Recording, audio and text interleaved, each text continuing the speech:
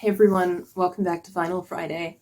And if I look, and I'm somber because we have reached the end of Abbey Road. Literally the end. As I was setting everything up to do this video, I thought, am I ready for this? And then I realized I'm never ready for this. This song knocks me off my feet every time I hear it. So now's as good a time as any, I guess.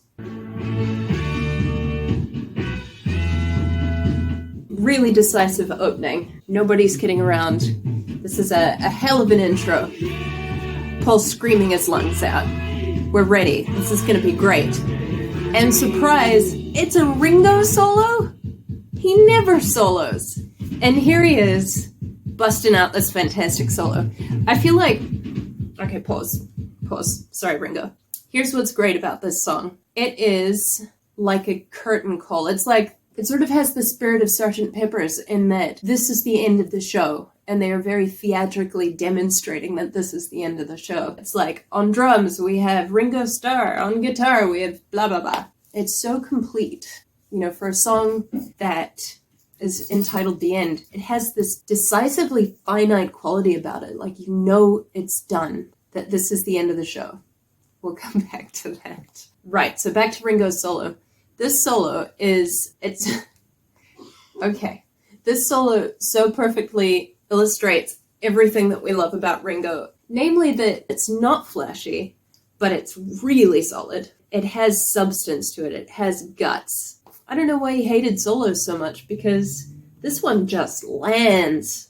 When you've got the kick going in the background, I think is what makes it feel like such a solid, grounded drum solo. There's a punchiness to the kick as well in this section. And then, again, there's like a lead-in. Here we go. The rest of the band comes in, and now we're going to hear from each of them in turn before we get to the solo. And if you're bothered by all of the interruptions, then you can go and listen to the song in its entirety on your own time. In fact, I highly recommend it. It's a good song to listen to. Jeff Emmerich had, in his book, Here, There, and Everywhere, had some lovely things to say about this section, how it came together, and what it was like to witness. We're going to cross over to our Storytime correspondent again to tell us about how it came together. Well, hello.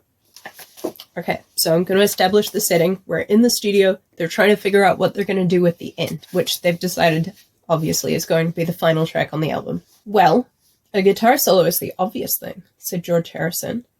Yes, but this time you should let me play it, said John jokingly. Everyone laughed, including John, but we could see that he was at least half serious. I know, he said mischievously, unwilling to let it go. Why don't we all play the solo? We can take turns and trade licks. George looked dubious, but Paul not only embraced the idea, but upped the ante further still. Better yet, he said, why don't all three of us play it live? And also to tell us about what it was like to be there. For the hour or so that it took them to play those solos, all the bad blood, all the fighting, all the crap that had gone down between the three former friends was forgotten. John, Paul, and George looked like they had gone back in time, like they were kids again, playing together for the sheer enjoyment of it. More than anything, they reminded me of gunslingers, with their guitars strapped on, looks of steely-eyed resolve, determined to outdo one another. Yet there was no animosity, no tension at all. You could tell that they were simply having fun. Thanks, Storytime correspondent. Right, let's get into the solo. So I think the fact that Paul opens the song feels fitting because he was sort of the person who was trying to keep him going at this point, and the solos are about to begin. Paul starts, of course, very assertive. George has the technique and the melody. John's loud and obnoxious. Paul is confident and assertive. George is understated, but really surprisingly skilled. John's being snotty. There's like a joking quality about Paul. Stunning vibrato on some of these high notes. And John's thrashing the hell out of his guitar. Make noise. And then here, we explode into this celestial ending. All three harmonies coming together, which is the nature of harmonies. The strings come back, and it's like George Martin's in here at the end. George has the last word with these beautiful solos. This beautiful solo, soaring backing vocals. The whole orchestra just comes together at the end. You've got your brass and your strings and your backing vocals and your guitar solo. We're here to show you how beautiful these chords are. Here we go. And in the end, the love you take is equal to the love you make.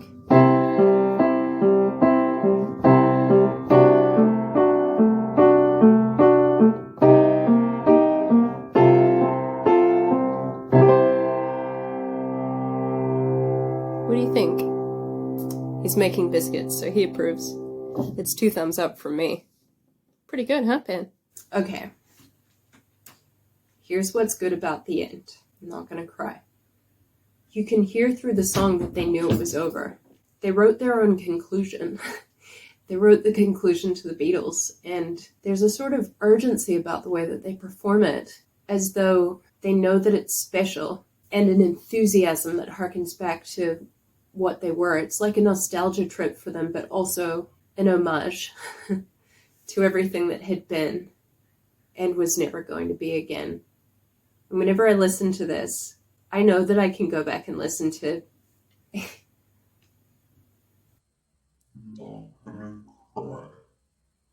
as much of their music as I want, whenever I want. But the Beatles existed as a discrete unit in a discrete moment in time that is over. And it was perfect, and then it ended. And it was never repeated.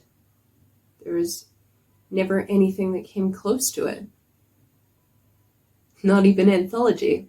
I really enjoy anthology. It's done. It's over. Whenever I listen to the end of this song, I'm confronted with this terrible heartbreak that it's over. And I think they knew it too, and I think that's what makes the song so poignant. It's like we're all honoring the end of the Beatles and celebrating everything that they were, all at the same time. Listener, performer, mixing engineer, producer. All of us are just sitting in the end of the Beatles. That's everything that I have to say about the end, I think. I'm gonna go away and sob now. Thanks for coming and hanging out with me. Thank you for all of the time that you've put in with me for this Abbey Road journey. I'm really glad that you've been here for it. I appreciate you watching. And I will see you here next week for what is likely going to be more Beatles, but not Abbey Road. Have a good weekend, folks. See you next time.